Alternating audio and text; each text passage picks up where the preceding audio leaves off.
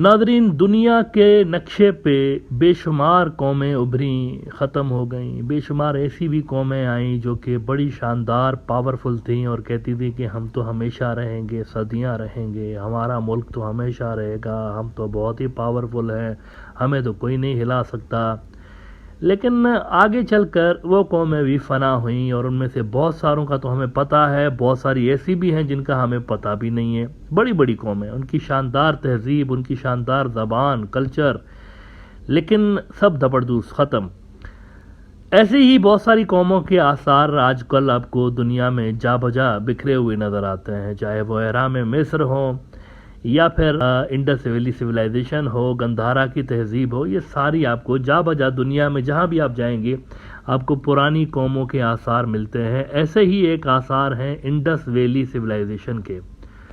आज का जो पाकिस्तान है ये इंडस वैली सिविलाइजेशन का सेंटर हुआ करता था, मरकज़ था।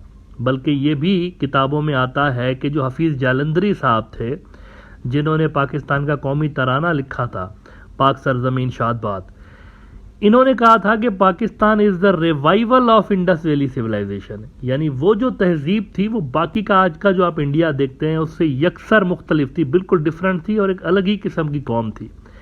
इसकी सरहदें जो थीं ये आज के जो कश्मीर है यहाँ से लेकर सिंध तक फैली हुई थीं और चौड़ाई उसकी देखें तो ईरान से उसकी सरहदें लगती थीं इंडिया के बाकी इलाकों तक। तो एक बड़ी ज़बरदस्त किस्म की तहजीब और इसके जो आसार हैं, इसके जो बड़े बड़े शहर थे उसके खंडरात आज भी मौजूद हैं। इंडिया के अंदर भी थोड़ी बहुत तादाद में है, लेकिन ज़्यादातर वो जो इंडस वैली सिविलाइजेशन के आपको शहर मिलते हैं, बड़े बड़े जो सेंटर्स मिलते हैं वो आज के पाकिस्तान के अंदर मिलते हैं। हरियाणा के अंदर, इसके इंडिया का जो हरियाणा है उसके अंदर भी इंडस वैली सिविलाइजेशन के शहरों के आसार हैं। फिर पंजाब में हड़प्पा के अंदर भी है, लेकिन जो सबसे बड़ा शहर आज तक माना जाता रहा है इंडस वैली सिविलाइजेशन का, वो पाकिस्तान के सूबा सिंध के अंदर मौजूद था, जिसको मोहनजोदड़ो कहते हैं।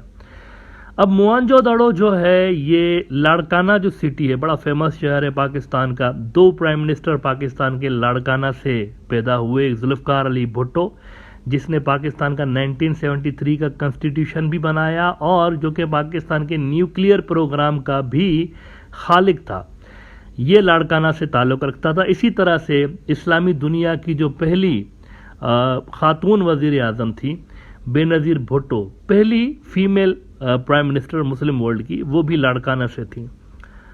और ये जो शहर है इससे तकरीबन 25 किलोमीटर दूर अगर आप जाएंगे तो बहुत पुराने शहर के आसार हैं, जिसे मोहनजोदड़ो कहते हैं।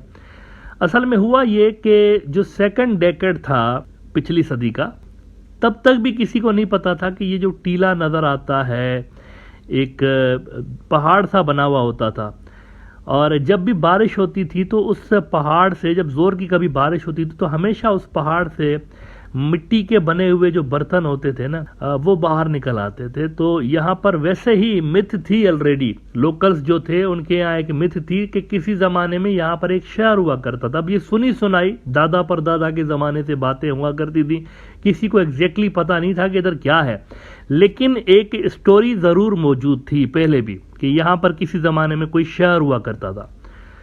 अब एक बार जब बहुत ज़्यादा बारिशें होती हैं तो काफ़ी बड़ी तादाद में यहाँ से मिट्टी के बर्तन और ये चीज़ें दरियाफ्त हो गई। तो अंग्रेज़ों की उस वक्त हुकूमत थी, तो गांव वालों ने क्या किया कि वो उठा के और सरकार को दे दिया, अंग्रेज़ सरकार को, कि इधर कुछ है।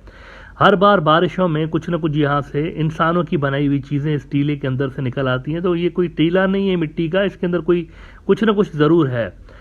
तो अंग्रेज़ों ने archaeological expert sir John Marshall, जो कि उस वक्त दुनिया के सबसे बेहतरीन आर्कियोलॉजिस्ट में से एक था, उसको टास्क दे दिया कि इस जगह पे आप जाएं और एक्सप्लोर करें कि यहाँ पर क्या है। अब उन्होंने जो ही थोड़ी सी एक्सप्लोरेशन अभी शुरू की थी, खुदाई शुरू की, तो हैरान हो गए, उनकी आंखें फटी की फटी रह गई। शुरुआत में ही उन्होंने ये एक खबर दे दी अंग्रेज़ों को कि इस टीले के नीचे एक बहुत बड़ा शहर है जो कि हज़ारों साल पुराना है। तो जनाब यहाँ पर खुदाई स्टार्ट कर दी गई सर जॉन मार्शल की निगरानी में, और जूं जूं वहाँ से खुदाई होती गई तो मोहनजोदड़ो नामी शहर के आसार जो हैं वो बाहर निकलना शुरू हो गए। ये जो मोहनजोदड़ो लफ्ज़ आप सुनते हैं, ये इसका असल नाम नहीं है। वैसे इसकी जो ज़बान है ना, जो इसके मोहरों पे और यहाँ से जो चीज़ें दरामद हुई हैं, उनके ऊपर जो ज़बान लिखी हुई है, वो किसी ने आज तक वो कोई नहीं समझ पाया, कोई पढ़ नहीं पाया। यही तो सबसे बड़ा मसला है असल में। इस शहर की जो ज़बान है, उसका जो स्क्रिप्ट है, वो दुनिया के किसी और ज़बान से ज़्यादा मैच नहीं करता, इसीलिए उसको पढ़ने में आज तक दिक्कत होती है, पढ़ नहीं पा रहे। तो इसका जो असल नाम है वो अननोन है।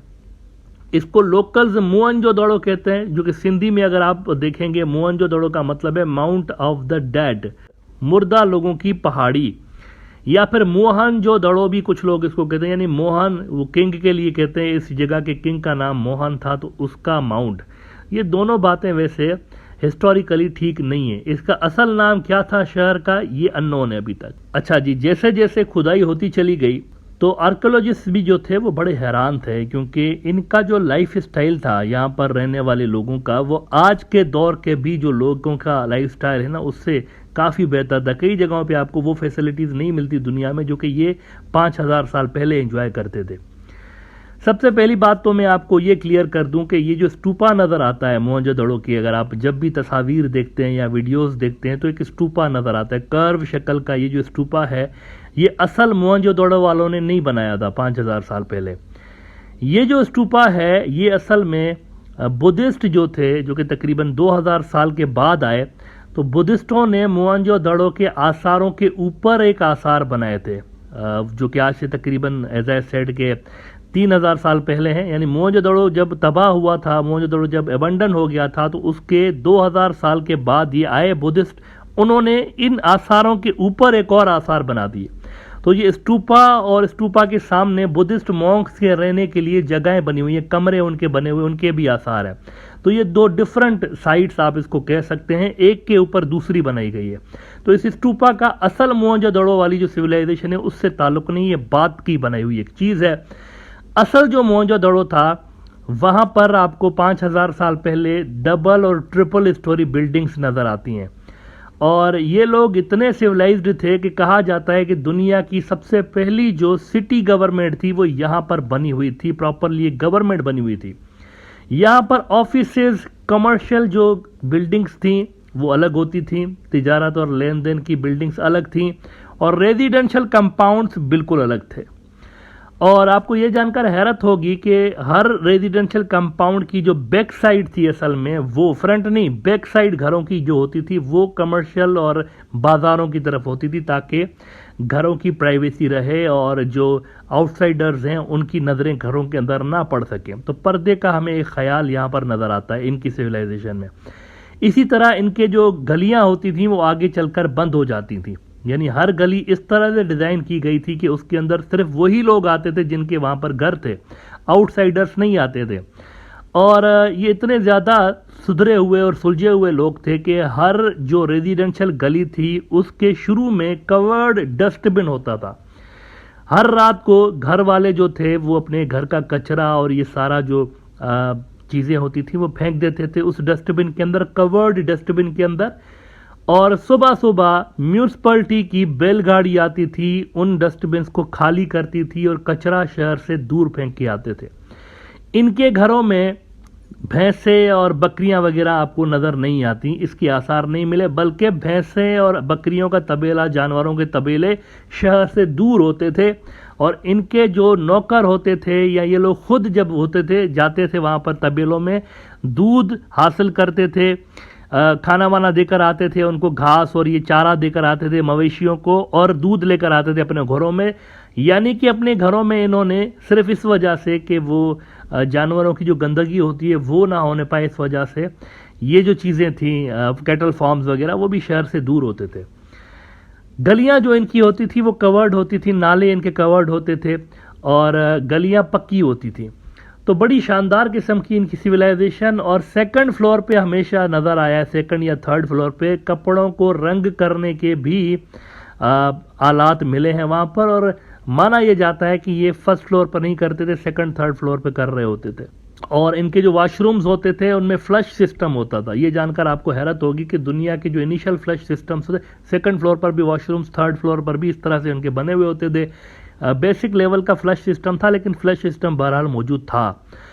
और इनके जो घर थे वहाँ पर पानी की तरसील के लिए कुछ इस तरह के भी कुएं बने हुए होते थे कि कुछ कुएं सेकंड थर्ड फ्लोर तक भी चले जाते थे, वहाँ से भी आसानी के साथ पानी उनमें से निकाल पाते थे, ऐसा भी मैकेनिज्म बना हुआ था। इसके अलावा इनमें आर्ट और नॉलेज हासिल करने का भी हमें कुछ नज़र आते हैं। कॉलेज की भी कोई इमारत, वहाँ पर स्कूल की इमारत भी नज़र आई है, जहाँ से यूँ लगता है कि इधर बैठ के वो अपने बच्चों को पढ़ा रहे होते थे। और एक डांसिंग गर्ल का मुजस्समा वहाँ से मिला है, जिसको डांसिंग गर्ल का मुजस्समा कहा जाता है। लेकिन जो नई रिसर्च है, जो कि बहुत सारे लोग मोहनजोदड़ो को जो जानते हैं उनको भी नहीं पता, नई रिसर्च ये बता रही है कि हूबहू इसी तरह की कोई डिज़ाइन का कोई मुजस्समा राखीगढ़ में भी मिला है, हरियाणा में। अब हरियाणा कहाँ कहाँ, सिंध, ये तो बहुत दूर था, लेकिन हरियाणा में इंडस वैली सिविलाइजेशन के एक शहर की आसार मौजूद हैं।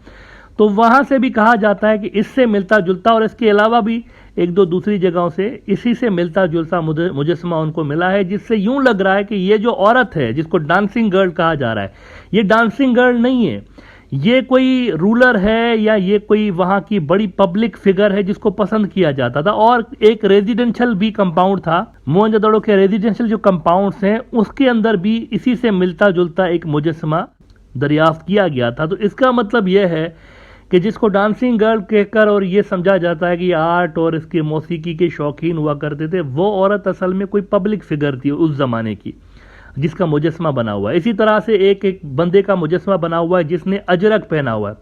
सिंध के जो लोग हैं, ये जो मोहनजोदड़ो है सिंध में, आज भी सिंध के लोग एक मखसूस किस्म की चादर पहनते हैं जिसको अजरक कहा जाता है, और ये कल्चरल है। तो मोहनजोदड़ो के अंदर जो एक प्रीस्ट की मूर्ति बनी हुई थी वो उनको मिली खुदाई के दौरान, उस मूर्ति ने भी अजरक पहना हुआ है, जिससे ये अज्यूम किया जाता है कि असल में आज की जो सिंधी कौम है वो उन्हीं इंडस वैली सिविलाइजेशन की, आप यूं समझें कि औलादे हैं और ऑफिसरिंग्स हैं। यानी अजरक वही चलता चला आ रहा है आज तक हज़ारों साल से। और सबसे इम्पॉर्टेंट बात आपको ये भी बताऊं कि अगर आप प्रीस्ट की मूर्ति देखते हैं तो इसने दाढ़ी इसकी बिल्कुल सेट हुई पड़ी है, बिल्कुल जैसे आजकल के लोग करवाते हैं ना, बिलेट से बिल्कुल दाढ़ी सेट हुई पड़ी है और उस पर डिज़ाइन बनी हुई है। इसका मतलब है कि कोई बेहतरीन किस्म के इनके पास फैशन का भी तस्वर उस ज़माने में मिलता था।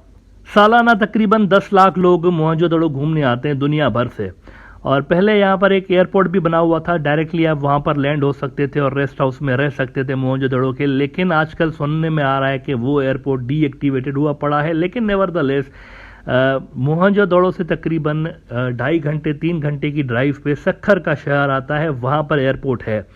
तो अगर कोई इस्लामाबाद से या कराची से आ रहा है तो वो सक्खर लैंड हो सकता है, सक्खर से बाय रोड मोहनजोदड़ो आ सकते हैं, और यहाँ से घूम फिर के मोहनजोदड़ो से 25 किलोमीटर आगे तकरीबन हार्डली 20 मिनट की ड्राइव है, लाड़काना का शहर है, वहाँ पर अच्छे होटल बने हुए हैं, वहाँ पर लोग आके रह सकते हैं। अगर कोई बाहर मुल्क से आके, पाकिस्तान से बाहर से आके यहाँ पर रहना चाहता है, यहाँ पर घूमना चाहता है, स्टडी करना चाहता है, रिसर्च करना चाहता है, तो उनका ट्रेवल प्लान कुछ इस तरह का होना चाहिए। बाय एयर आप सक्खर आइए, सक्खर एयरपोर्ट पे, उधर से आप बाय रोड आ सकते हैं और फिर यहाँ घूम फिर के आप जो है लाड़काना सिटी के अंदर स्टे कर सकते हैं। मुख्तलिफ होटल्स हैं, संबारा होटल है, पेरिस इन वगैरह वगैरह।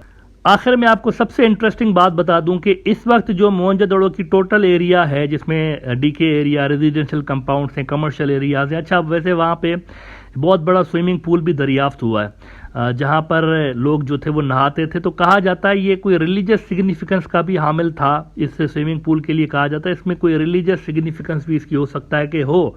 और वो जो स्विमिंग पूल था उसके अंदर ड्रेनेज सिस्टम भी बड़ा ज़बरदस्त था, यानी कि नया पानी उसमें हमेशा दरिया से आता था और फिर उसको ड्रेन भी कर देते, तो उसका भी सिस्टम उन्होंने बनाया हुआ था। और यहाँ पर पोर्ट भी बना हुआ था, ट्रेडर्स थे, बिल्कुल इंडस रिवर के किनारों पे मोहनजोदड़ो बना हुआ है, इंडस रिवर के किनारों पे।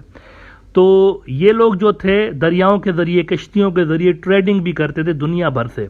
इजिप्ट की तहजीब के साथ भी इनकी ट्रेड के आसार मिलते हैं। और वो जो मैंने कहा कि एक इंटरेस्टिंग बात है, वो इंटरेस्टिंग बात ये है कि अब तक जितने भी आसार मिले हैं वो सिर्फ 10% से 20% है शहर के। 80% से ज़्यादा जो मोहनजोदड़ो है वो आज भी ज़मीन के नीचे दबा हुआ है। ये जो आजकल के आसार हैं ये छोटे से शहर को सिर्फ जाहिर करते हैं, बड़ी तादाद में शहर असल में आज भी ज़मीन के अंदर दबा हुआ है, उस पर खुदाई होनी है, रिसर्च होनी है अभी, जो कि नहीं हुई। और एंड में आपको ये बता दूं कि ये अभी तक हतमी तौर पर क्लियर नहीं है कि इस शहर के साथ हुआ क्या था, ये तबाह कैसे हुआ, डिस्ट्रॉय कैसे हुआ, ख़त्म कैसे हुआ, नोबडी नोस। जैसा कि मैंने प्रोग्राम के शुरू में भी आपको बताया कि इनकी लैंग्वेज अभी तक ठीक से पढ़ी नहीं गई, कोशिशें ज़रूर हो रही हैं, आर्टिफिशियल इंटेलिजेंस का भी सहारा लिया जा रहा है, पाकिस्तान से बाहर ज़्यादा रिसर्च हो रही है, पाकिस्तान में अंदर इतनी ज़्यादा रिसर्च इसके ऊपर नहीं हो रही।